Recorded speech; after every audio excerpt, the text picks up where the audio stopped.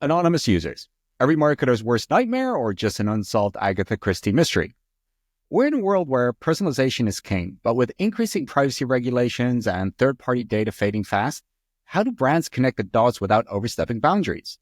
In this episode of Couch Confidentials, number 13, by the way, I sit down with Tommy Sowerby from Relay42, who's been tackling this challenge head on. His recent article on the anonymous problem for marketers got me thinking, are we too focused on identity or are we just approaching it the wrong way? Let's get into it.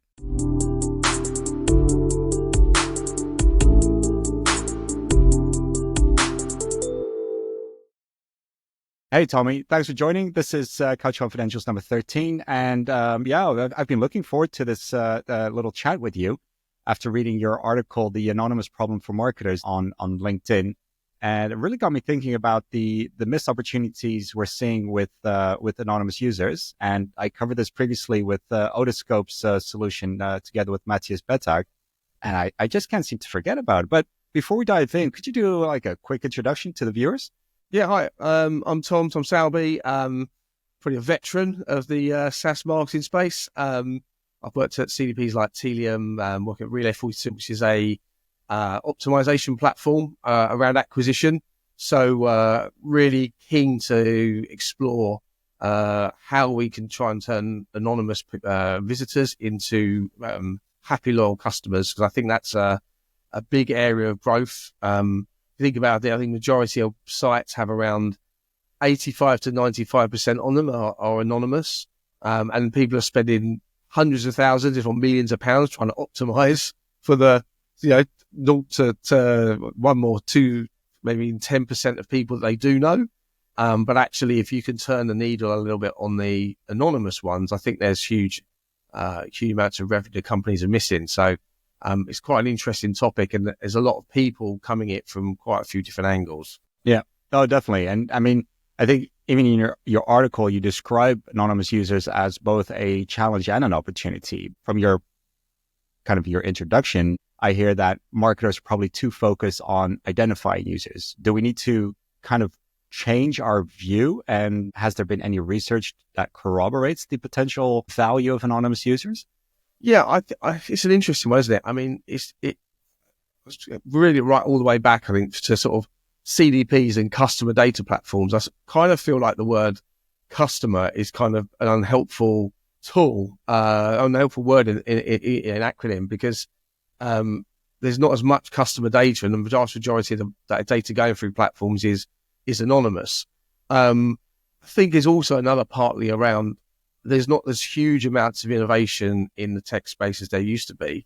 If you think about the sort of VC money is kind of drying up, or not as much out as there was. Yeah. I think it's not like there's lots of bright, shiny new tools that people have got to just shine on their website or to apply and get instant returns from. So actually, I think it's almost like this big elephant's been in the room for a long time that no one's really tackled with, because there's always been another way of trying to focus and try and drive better conversions from known customers. I still think known customers is a big part of your business, because you can know the most about them and you can tailor messaging towards Oh, absolutely. it. So I think that'll always be a fundamental part of it. But the amount of competition there is around customers in terms of sort of as a vendor is huge.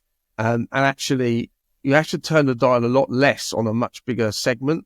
If one segment's 10% and one bigger and segment's 90%, you only have to turn it a little bit in the 90 to get a decent return. Yeah. So I think that's where it's pretty basic, but I think that's why, and there's quite a lot of platforms out there that say the word anonymous, or they have an anonymous button. But actually, what I'm realizing, sorry, I'll get drunk water. What you soon realise is that the kind of devil's in the detail a little bit. I mean, in terms of what does anonymous mean?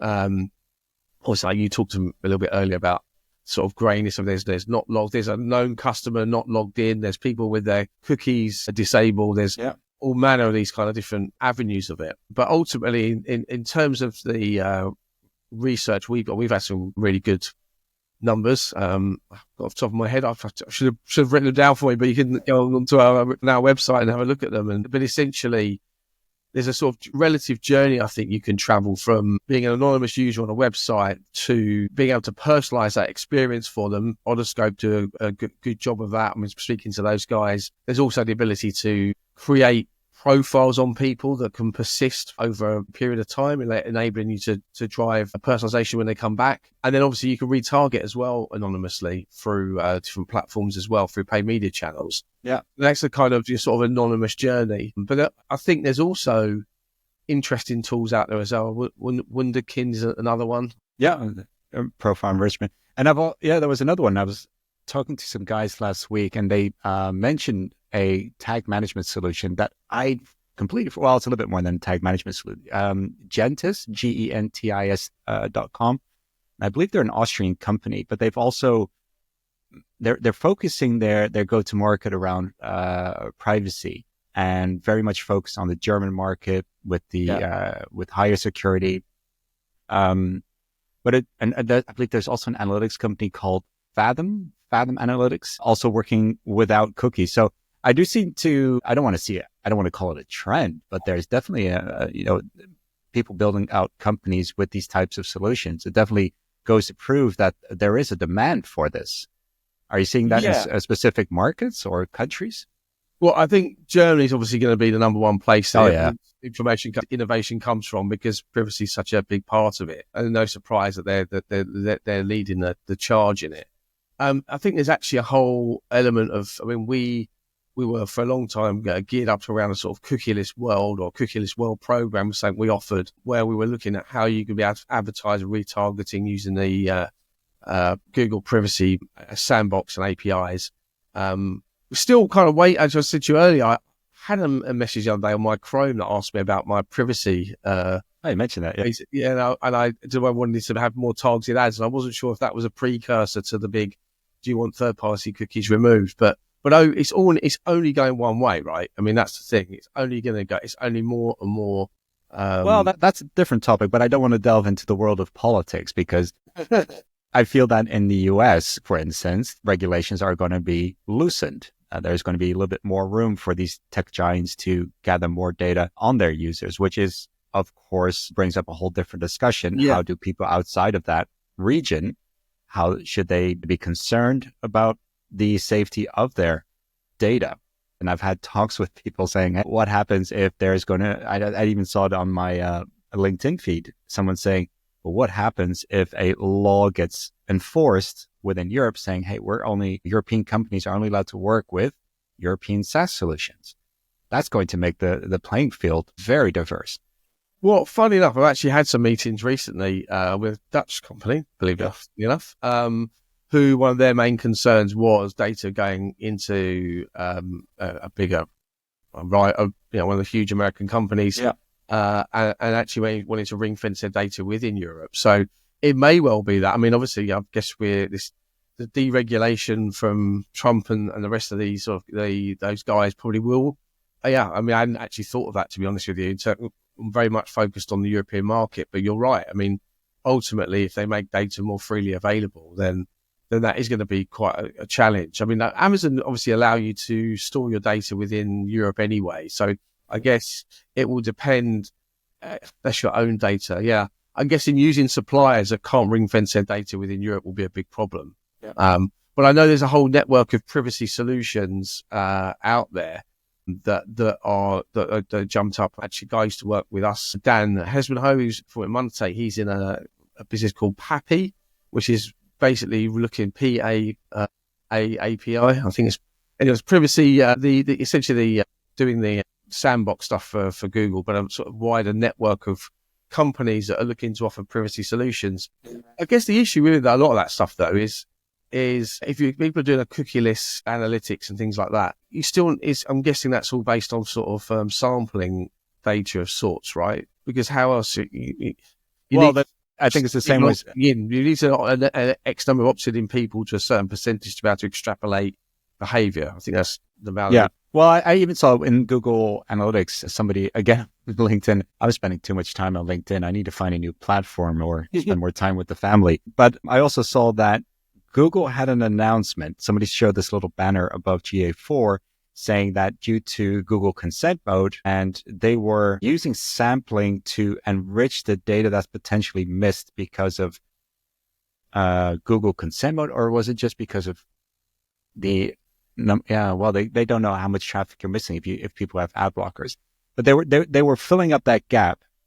Because I've been saying this for years when I did analytics work. I said, people who block your data, don't worry about it. You need to look at the trends. You need to look at the percentages. So if the trends, change over time, that's if 20-30% of the people use ad blockers, sure, you're going to miss some data, but it's the trends that you need to keep an eye on, especially around your the conversion rates and the funnel drop-offs, etc. So I guess with anonymous analytics solutions, that's a good question, because with GA4 there, you can sync it with Google Ads. I think if we look at something like Fathom, and I'd love to talk to someone from Fathom about this, so if you're listening, but my perception is that they don't share this data. It's all for you, but there is no user ID tied into it. A good question is, does it persist over multiple sessions, or is each session new?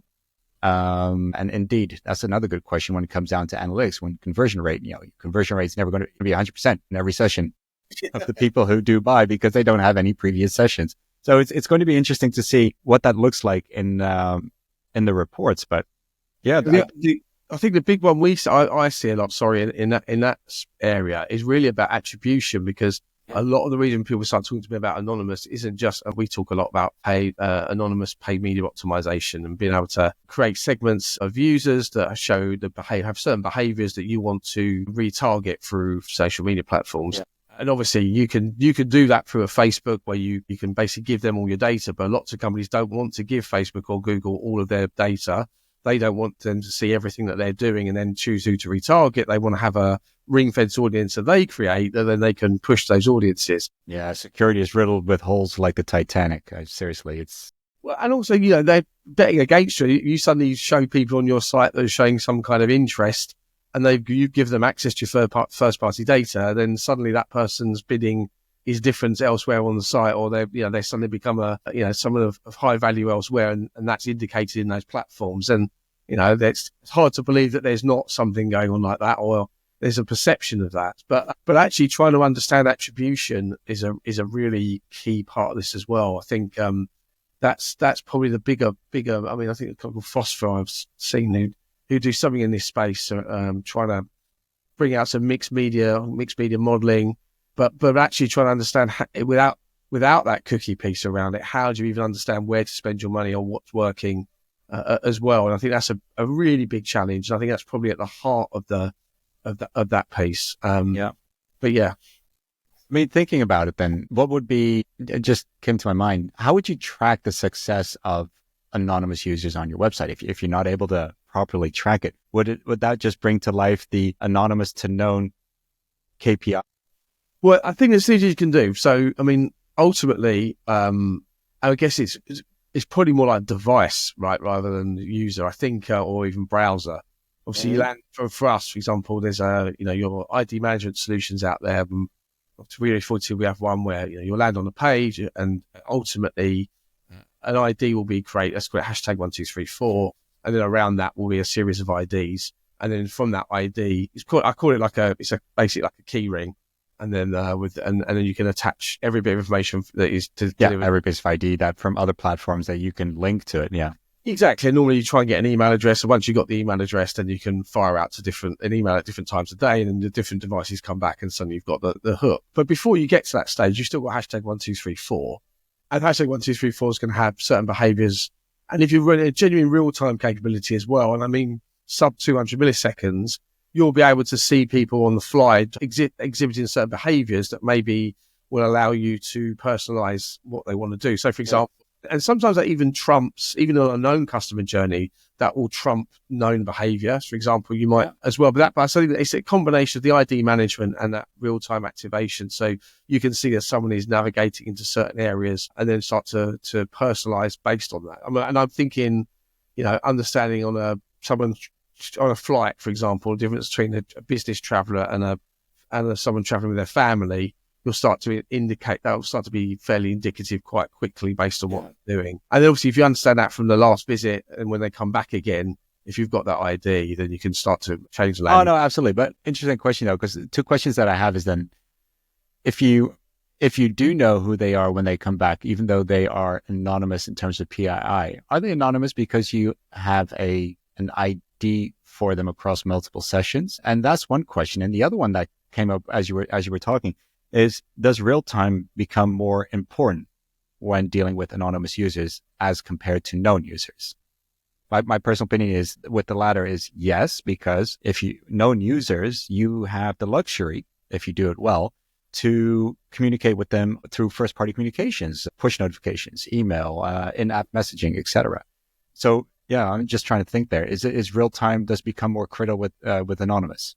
Yeah, I think it is. And if you look at the sort of innovation in the CDP market, I think you can start to see that there's obviously the composable piece came along, build out the warehouse, zero copy, although I'm sure we could get into that in a whole other topic as to how much zero copy there actually exists. But ultimately, I see people rolling their eyes already. Here we go again. Ultimately, the problem with that is you're only activating the data that's in the data warehouse. And typically data warehouses do not work in real-time fashion because it's too expensive to run them at that speed, right? So they tend to just have customer data within them. And quite an interesting innovation with Tealium that I saw with their Snowpipe and Snowflake integration was essentially their stream, the customer data flow straight into the data warehouse can be activated from there. And I guess you can either activate that back into Tealium or ETL layer or whatever you're using. You can push it back into audience stream, for instance. Exactly that. Yeah.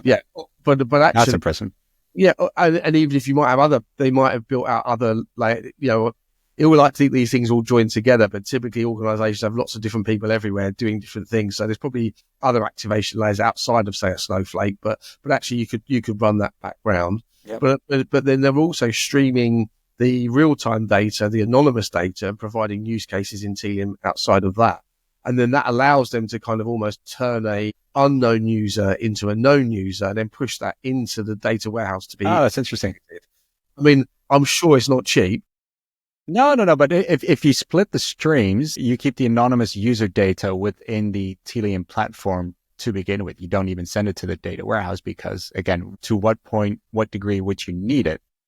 Well, the thing is, I don't work at Tealium anymore. I left there a long time ago, but I would have thought, when I saw that integration, my thought was, well, if you want AI to run across all your data, you probably don't want your customer data in a data in a CDP anymore, because it's only sees a narrow prism of your data. Whereas if you could dump the whole lot into the data warehouse, and then that has all the other data you don't want to share, and often there's proprietary machine learning and absolutely, for further enrichment. Yeah, that they then can actually run their own models on, and then they can determine what to do. And then, funny enough, I mean, I'm blowing my own trumpet here, but a few years ago, even 5 years ago, I did something similar for a gaming company when I was at Tealium, where I brought the system, we brought the data into GCP, and they used GCP to run various, gaming and gambling sites are notorious for their proprietary data algorithms. And then they ran execution strategies from there and then piped it back into Tealium, and Tealium sort of executed from that. So, that's probably a precursor to it. I think I got in a bit of trouble. And I think I renamed audience stream back then to a profile stream. And that was you? A little bit of rattle and knuckles, but ultimately, I think that sort of model kind of makes sense, right? Where you would try and have sort of real-time use cases in one platform, and that would save the costs as well. Yeah. Cost. I know the headaches that anonymous users give these CDP platforms. Segment's one of those models where if you charge by MTU, monthly tracked users, and you do a huge campaign attracting, just as much data as you would usually do in a year, you've blown through your entire limit of allowable tracked users. So it makes it a little bit difficult in that. Like we said at the start, that the easiest way to convince people to purchase, so the easiest way to value in some sort of way, is through known users. And anonymous users is a higher risk because you don't know what the right way is to approach them. So wasting all your MTUs on anonymous users is quite a risk. Yeah, like I said, I think for a long time you could just optimize on those. We used to sort of refer to them as campaign CDPs, because I actually think there's probably only a handful of CDPs that are even really, or even any platforms that are genuinely real time. And also the other part probably plays in this as well is I think some of the paid media stuff you need to do in terms of dropping pixels, in terms of anonymous retargeting, you probably need browser capability like Segment or a Relay42 or Tealium or Segment, one of those guys. Yeah. Because you need that ability to close that off. But yeah, no, it's quite a tricky. I think lots of companies are struggling with that. And actually, for example, it's why at Relay42 we focused on the acquisition bit, because ultimately lots of people have ways to market to customers. I mean, you often see Braze plus Snowflake. I see that out there quite a lot. Or you can have a high touch into a Snowflake. All these kind of different models, but they're all just market. There's very few people out there that are trying to focus and solve that issue around turning unknown prospects into customers, and then customers into loyal customers. And that's what was interesting about Otherscope as well, because they obviously seen a similar pattern. That's a slightly different way of doing it for us, and actually somebody I think we could even look to partner with, because they have we've already done their piece, but that's another interesting approach where you kind of use an algorithm to match. When you mentioned that the company in the Netherlands, that's just one. Are you seeing like more interest? The ones that I'm seeing it from is always banking. For some reason, banking, be it the regulations that they fall under, but they're just they're afraid of that 4% fine to a lot of it to that extent. But are you seeing a kind of a switching trend? I remember in the replacement survey that I did see earlier this year is that on-premise, for instance, is doubled back to the rate from 4 to 8%. It's still nothing significant. It did double back to the rate of about 5 years ago. So that does, to me, indicate that privacy security around customer data is definitely on the rise. And anonymous users being able to deploy these kind of technologies to also safeguard the privacy of your users, I see that as an extension. And the question are you seeing this development grow within the market? Yeah, funny enough, I actually had I spoke to a company the other day that I again another gambling business, which is gambling. Gambling is all a bit of a they'll say these days. But they were very adamant about wanting a on-premise solution around, but they wanted a pay media optimization tool, right? Because obviously they spend tons of money trying to get people to lay that first gambit or deposit for the spins or whatever it is. But that was interesting because you're right. Normally it's the banks who do that, but it was actually a pretty notable gaming organization. So that, I think you're definitely right. I mean, I can remember even the whole big drive is to try and even get JavaScript off the page for the. I remember that, yeah. Because they just wanted to make sure that no one had any way of identifying people. But I do think it's an interesting one for the banking companies, because you'll have to have something on the page or browser related in order to actually activate to try and convert anonymous, right? Because that's the end goal. I mean, anonymous is great. And I've seen these approaches attempted with these, of course, pop-ups like we're back in 2005. We'll give you 10% discount on your first purchase if you just give us your email address. That barrier just to kind of drag people into their domain. Sorry, yeah. Sorry, that's funny. But what? No, so there's so in some situations you're seeing these pop-ups like you're being dragged back into 2005, but this time they're saying, hey, we'll give you 10% discount to kind of draw you across that imaginary line, but into the world of first party. And I think you're right in that companies should set goals around converting anonymous users into known users. If, of course, the entire product model or the offering behind it is of enough value to actually give the user something that they want. Yeah, no, I've seen that. And I even see that backed up now with the phone number. You get like even a WhatsApp. Really? Yeah, I've had, obviously I think Temu started with that. I don't know if you had Temu or been on that one, but that's a strange model. I soon realised it's probably just stealing all my data, so I got rid of that one. But actually, Temu, yeah, no, the guys over at the Martech Weekly had an interesting article around that, how they've actually been applying all these growth techniques to the extreme within their apps. But you mentioned now that instead of giving an email, you can also reach out to Well, them by WhatsApp. I try to get both, right? And I actually played along with it because I thought it's quite, but it's very funny how a lot of the mechanism, the gamification stuff is very similar to games, other sort of handheld mobile games. I think I remember I've played 8-ball pool the other day on my phone. Oh, I did it. Yeah. My son, and I realized it was the trick shot thing. There's a bit at the beginning, like a lucky shot thing that you can do at the beginning. The team who try and get you to do, and they constantly retarget me through Facebook as well. And it must just make so much money that anyone who's ever bought anything from them, are just on an always on campaign. But they tried. They tried. I think I did put my phone number on that one once, because the first time I did it, they offer you some kind of crazy reward, but actually you soon realise it's not quite as it seems. I like trying these things out, full well going into them, that the likelihood is that it is not what it seems, or it'll be points, or it'll be something else. But just play the mechanics through the marketing stream to see what works and gets you through the funnel. And that was the first one I saw that wanted a mobile number.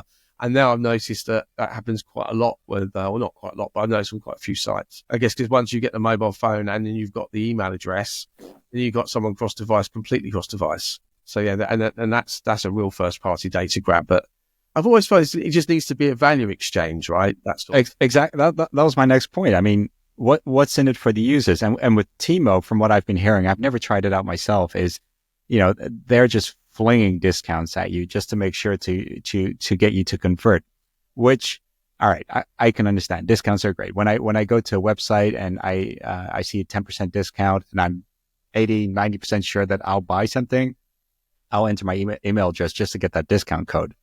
But yeah, I think Timo is a whole different story, and it does come down to, are you actually building trust, or is there a point where you're eroding trust? And I mean, if you look at the anonymous users, when I did some work for a crypto website, before I even started that, they say, all right, don't be shocked when you look at the data, but everyone's pretty much anonymous. Everyone deletes their cookie almost every day or every hour, because these are, I don't want to call them paranoid, but they were really nitpicky about their privacy. And it resulted in them using browsers and technologies and preferences within the security settings of the tools that they're using to remain as anonymous as possible. And sure, Timo, with quite an aggressive approach to get all this information. Look, if it works for them, it works. If it harms the trust, you've already removed the app. So I'm kind of sensing that it was a little bit too much, and you wanted to rid yourself. I mean, it's a fine balance sometimes. Yeah, I again, when you start to look at the origins of the company, you kind of look at TikTok, and you start to think, well, these people are just why are they so data hungry? And I started to work it out, and then I realised that actually, even from a basic standpoint, a couple of times I'd used Temu, which, by the way, were for grip socks for my kids' football. Yeah. I thought that was so cheap. But just no way, they must have spent more money on me chasing me than I'd ever spent with them. And at that point, I realised, well, this isn't right. It's just something here doesn't quite add up, because now I think you erode that trust. And also, I guess the other side around that, and the flip of the anonymous piece as well, is not looking too creepy as well, right? In terms of personalization, in that realizing, I mean, it's sometimes had that feeling around, retargeting people who have explicitly tried to be anonymous, and then they get retargeted on through like Facebook, right? Because you're able to drop a pixel and then see when they come back and that kind of thing. So there's still when people go, how on earth have they known that about me? I thought I'd turn all that type of stuff off. So that can be difficult, I think, as well. And Facebook's one of the worst ones, because I mean, my daughter's on Instagram. She posts some great photos. My wife's on Instagram, so I thought I'd join as well. Now, my whole feed is filled with the dodo. I love the dodo. All about kind of good work around animals. And ever since I've been liking those, all I see is these kind of sad and positive stories around dogs. And but it's what I'm amazed about is just the accuracy of their advertising. And look, I'm not anonymous there. I've registered an account. They know who I am.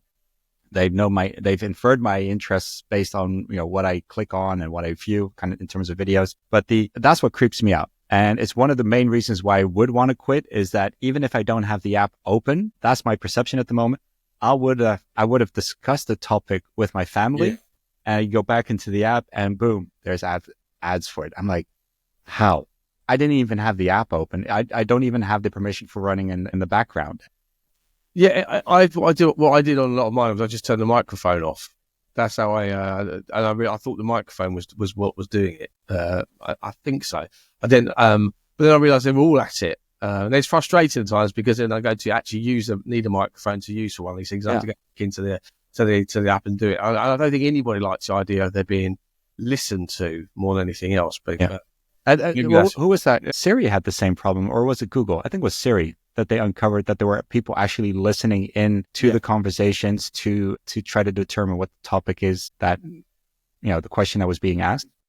Yeah, I think that's it. And we only have to see how amazing the language processing is these days. I got the Gemini app with the Google AI tool but it's literally like having a conversation now. I mean, it's just unbelievable.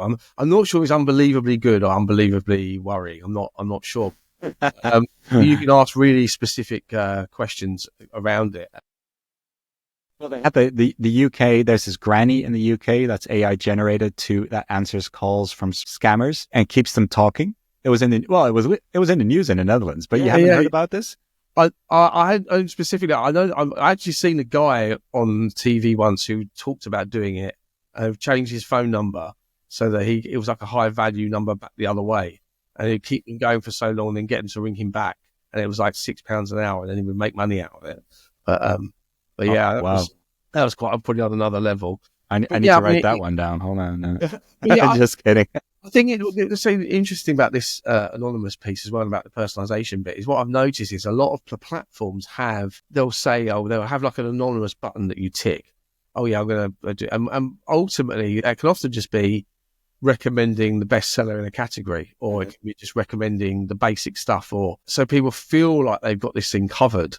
But in reality, are they actually doing anything? What's the devil in the detail? I saw that again with Insider recently. I was trying to work out how that works. It talked about having a persistent cookie, but then other people say it's 7 days. So there's a lot of FUD and sort of general information about that, about how these things are actually working. There's not too many, particularly what we call like the campaign sort of CDPs. And by that, I mean, you kind of start with an email. I mean, it's really interesting. I just think when you look at the demos of various platforms, is when nearly all those kind of platforms start with an email campaign. You watch them like a Braze or those kind of guys who brilliant at what they do, but they'll have like, you start off, and even there's other tools out there, I think Mobilink and people like that, trying to get email addresses, and you fire out your email to your known base, try and build up your base, and then you try to orchestrate around it. But actually, I always think like the first thing I'd want to see is someone landing on a page and it being known or unknown. And then what you're going to do then? What's the strategy? Because that's I think when people finally nail that as a journey, the two journeys, right? People come on my site, they go this avenue for unknown, and we have these various tools, and this is what those journeys look like. They might be smaller, they might be just the level of control. I was talking to Brian Clifton about this. He has this app called Verified Data.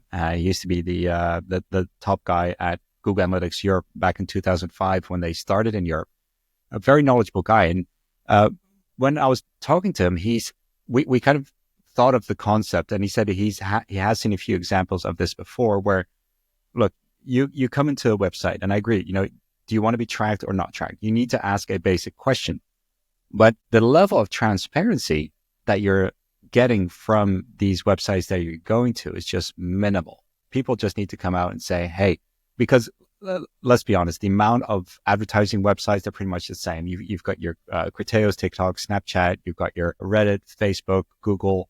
People know these logos, tell a story around it, saying, hey, if you opt for this one, we'll be sharing your data with these platforms, or, turn these off. It might be intensive to get the selection right, but at the moment, people are, you hear all these marketers saying, yeah, people are using too many ad blockers. We can't track what they're doing. And I remember Stefan Hamel in a podcast saying he was at a conference in Europe, and this was a topic of discussion. And he asked, all right, full of marketeers, how many of you are using ad blockers? And 70% raised their hand. It's just a fact of nature that people want to secure their privacy. And what I'm what I want to get to is that it's just technically there should be a way where we can find that middle ground. People should be able to decide where their data goes to. And I think the maturity level of a lot of people these days is high enough to give them the option, saying, hey, do you want to go to advertising like Facebook and Meta and all these other platforms, or don't you have a preference center? Why doesn't nobody have a strong preference center where you can just literally tailor your decision of where your data is being sent to? Well, I always or even which parameters of your data can be shared where? Yeah, I actually had an idea a few years ago on actually probably might be a good idea now, actually, the way it's going. Be careful what I say about this, because I actually thought this out quite extensively with somebody. If it's not IP yet, you might want to might need to break the call here. Yeah, but yeah, ultimately it was a way of thinking, well, actually, how could you just pay people to give you their data through advertising?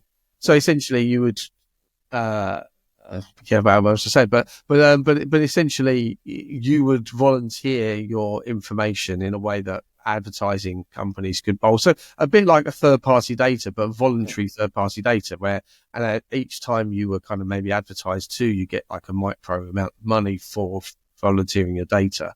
Obviously, you need big scale for it, but I feel like it's the reward part back for it, because when you give your data to somebody and they say, we're going to give you more tailored ads. Well, no, you're not. You're going to take my data and you're going to charge other companies huge amounts of money for me at scale. It's not me, it's everybody at scale. And then you make billions of pounds out of it. So I think there needs to be some kind of kickback back to users that would enable them to want to give it up. I'll turn that around. Instead of making money on it, how would you feel about governments creating and offering a platform in which citizens can upload their personal data and from there control, who are you going to share your data with? So you get rid of all the cookie banners everywhere. And these companies can get access to the central platform that's regulated by the government and gain access on who you are.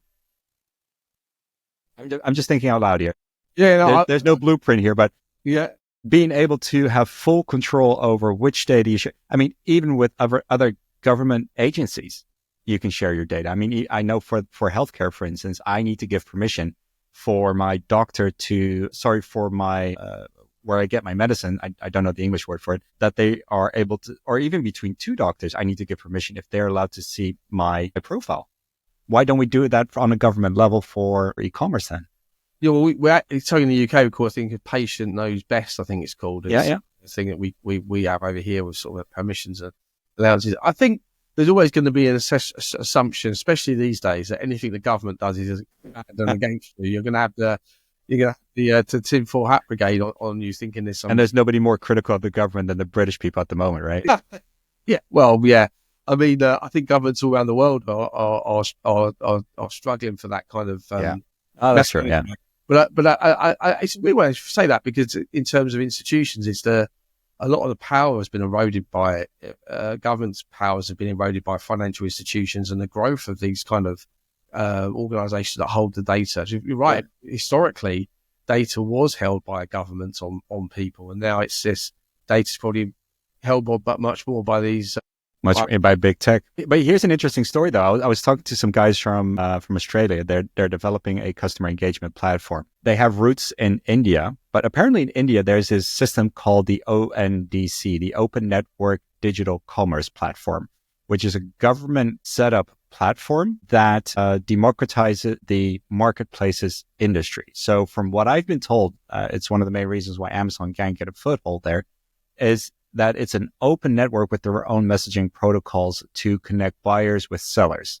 So you have companies that build the apps for both, so that if you're a buyer, you're in the market for a new phone, you can put out a request, you can search, you can show that you have interest, and people can come back to you with specific offers. But what I've been seeing now is that, so the people that control that middleware between the buyers and the sellers, they have access to this customer data.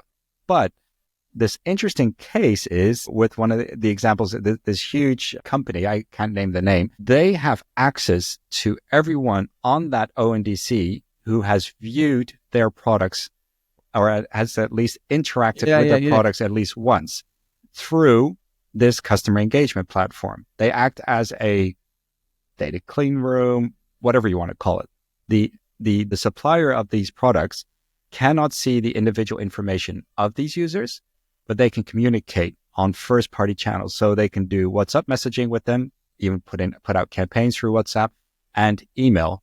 So for this one company, because of that ONDC, they have access to 350 million people through but they don't have access to that data.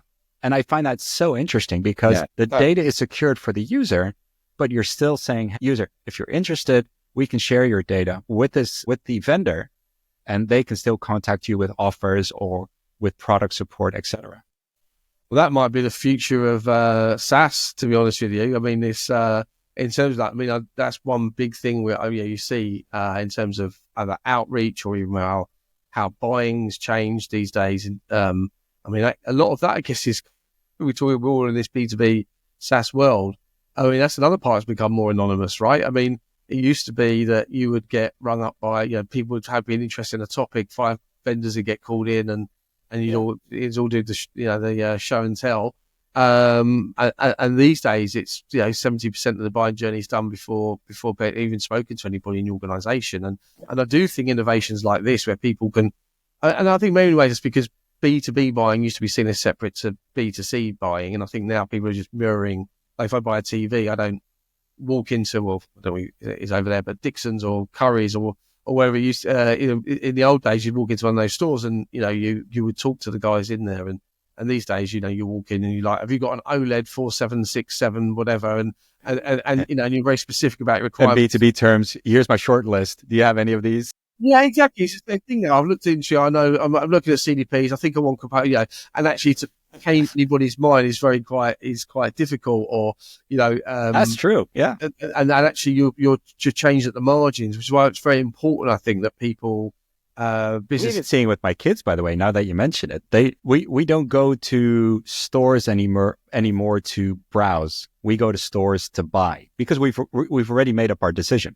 Yeah, it's the same. It's the same everything. And sometimes or made up their mind. Sorry, you can see those. I mean, it's probably why I worked at Bizarre Voice many years ago. The online review stuff is important, but also peer reviews and even things like things infiltrate that that you can't control, because often it's a referral, or people have known somebody else, or they'll trust somebody else, another business, someone they've worked with who's used a tool.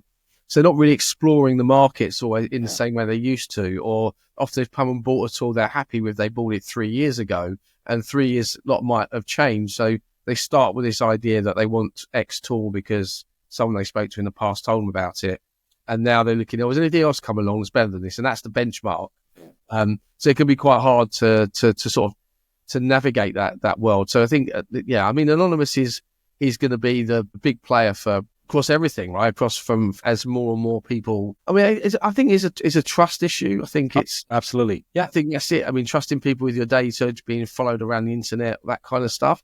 There's just a sense that, but I think underpinning it all is a sense that my information is valuable, and no one's come up with a good enough value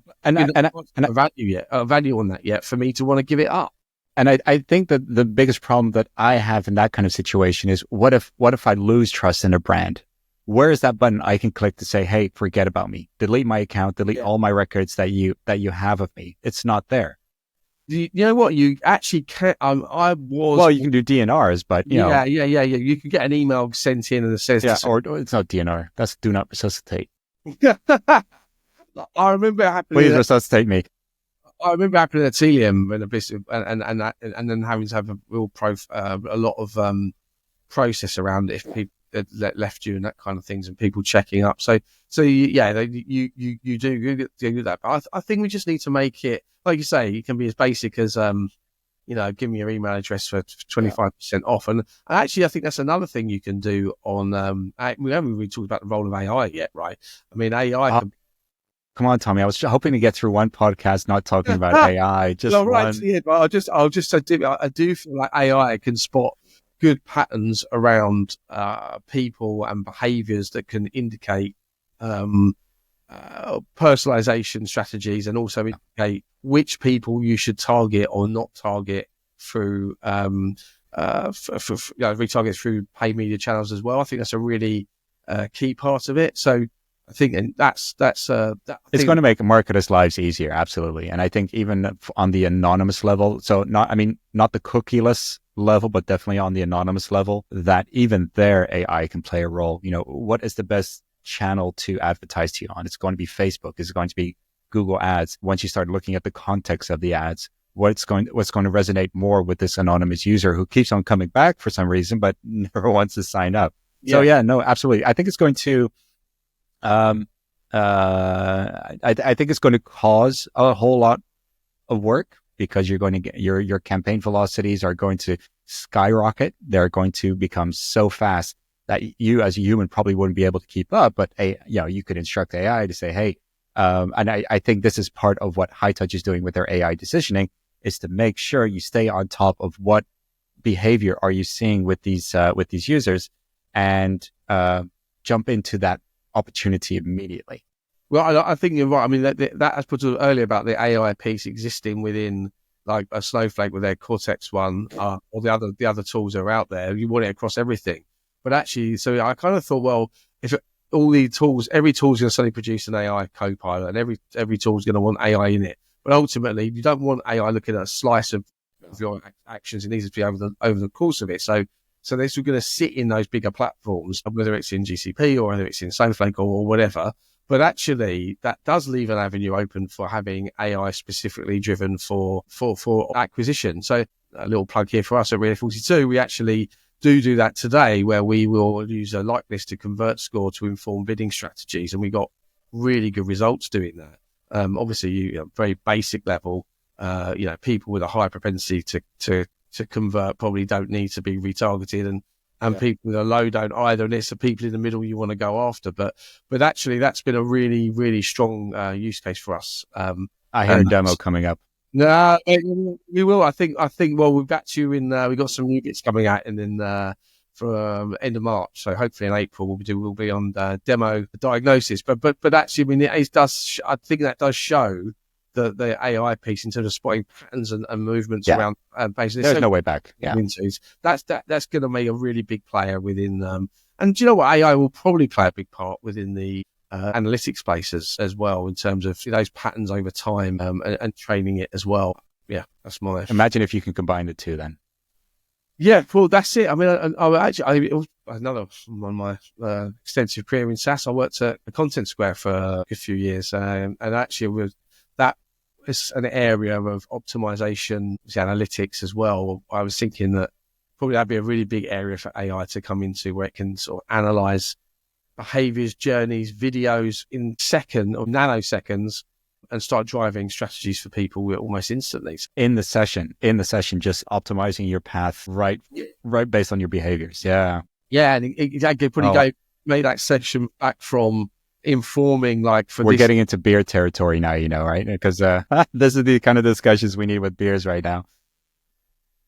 But hey, it's been great talking to you, and I really appreciate you taking the time. And like you mentioned, I am going to take you up on that offer for diagnosis demo. Please do reach out once there is something to show. And anonymous users. I think this is definitely a topic that's going to gain more foothold, especially within Europe. But yeah, time will tell. Thanks a lot again for your time, Tommy. Well, thanks. I really enjoyed it. Thanks a lot. Yeah. Bye.